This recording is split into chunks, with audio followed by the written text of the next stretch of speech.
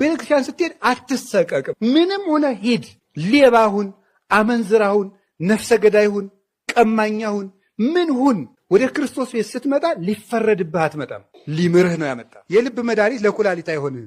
ለኩላሊት የሚሆነው ለጨጓራ ይታዘዛል። ለሌላ በመሆኑስ ቀርቶ ሳይድ ኢፌክቱ በቀረልን። የእግዚአብሔር ቃል ግን ለሁሉም በሽታ የምናዘው አንድ መድኃኒት ነው። መድኃኒቱ አንድ ነው፣ ለሁሉም በሽታ ይታዘዛል። አንድ ሰው የእግዚአብሔር ስለሆነ ጤና ያገኛል ማለት አንችልም። የእግዚአብሔር ባለመሆኑ ጤና ያጣል ማለትም አንችልም።